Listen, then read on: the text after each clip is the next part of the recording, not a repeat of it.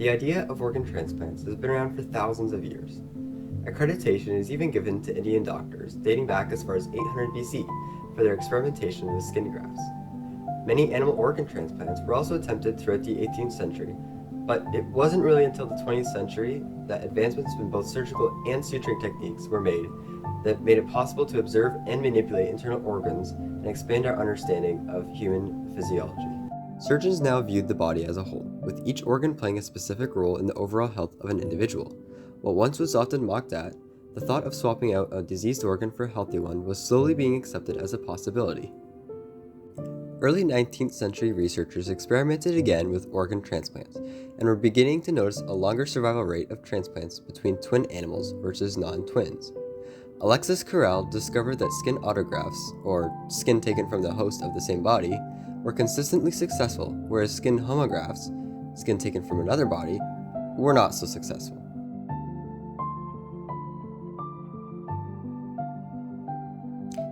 He began to explore methods of how to match donor organs to recipients.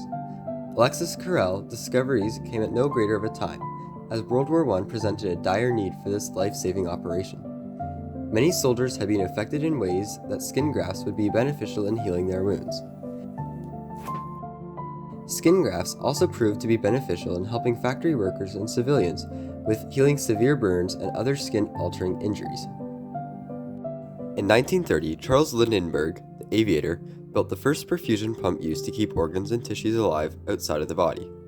This invention came about after he requested Carrel to perform a heart surgery on his sister-in-law.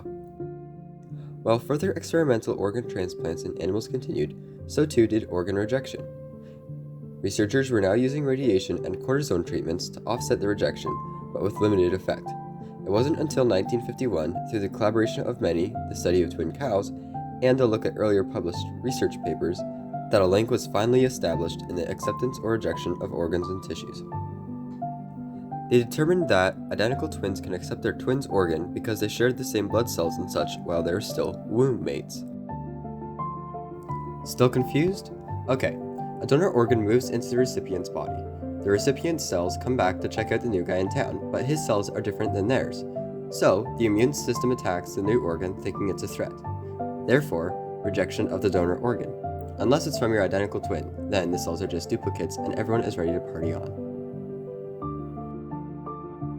On January 23, 1954, Joseph Murray completed the first successful human-to-human kidney transplant. By using the patient's identical twin as a donor, there was no rejection. This was a major accomplishment in improving the possibility of organ transplants. Throughout the next decade, researchers focused on discovering the effects certain drugs had on the outcomes of organ transplants. Studies and experiments were completed on using radiation and other various drugs to suppress the immune system.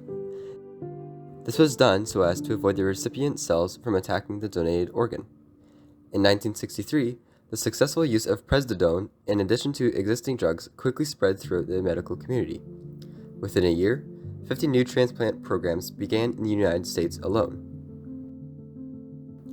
Over the next 2 decades, there would be a period of consolidation and a steady advancement in the ability and success of organ transplants. The medical community was now accepting organ donations from those considered brain dead, meaning there was no brain activity. Yes, we have a heart available for your patient. It's from a heart-beating cadaver, and we are preparing it for transport right now to your hospital. These heart-beating cadavers could be used for organ donations, which greatly increased the number of organs available, as well as the condition of the organ. The sharing of organs between hospitals was also improving. No longer were recipients limited to receiving an organ from within their local hospital. Organs can now be transferred and donated over a greater distance as long as they were within the 6-hour preservation window.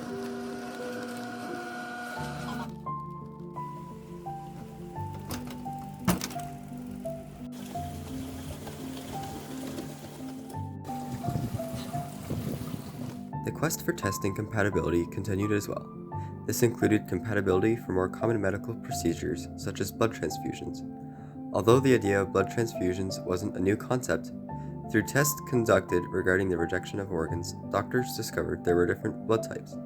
This new discovery is what made blood transfusions significantly more successful. But maybe there is no greater impact that has been achieved from organ transplants than the ability to be with loved ones longer. I had the opportunity to interview an organ recipient and the donor together, and here's a bit of their story. When I first needed a kidney, which was 2012, 2013, I didn't have anyone in my family that could be a match. So I was going to have to wait for a deceased person. And there's a lot of people on the line. I had no idea how long that would be. Before I got my transplant, the toxins were coming out in my skin. So I had skins all over my arms and my legs because my kidney wasn't working to take them out. When did you get your transplant done? June 24th, 2015. The 8 years this year. They took the kidney from Jenna in the morning and put it in me in the afternoon. Once the kidney started to really work, then I felt like my life was back in gear, and it was an amazing feeling. I take a huge dose of anti-rejection drugs every single day. I take prednisone every day, plus I take Advigraph. If I had to pay from my pocket, the $3,000 a month. How did the surgery affect you, the donor? I don't have any ill effects from the surgery. I'm not at higher risk for kidney disease. I function just fine. I don't have to change anything about my lifestyle. I'm just as healthy as I was before I went in. And so it really was life-saving for me. And when people, I think, hear the story and I say, my donor, if she could grow it, would give it away again, it shocks people. I would. I completely would. So, sorry, I get emotional every time I think about it. It was, it's such a great gift. And honestly, Jenna will never truly be able to understand how full my heart is, and many times my kidney. I'm so glad that I had the opportunity to make a real difference in someone's life, a real impact. You did.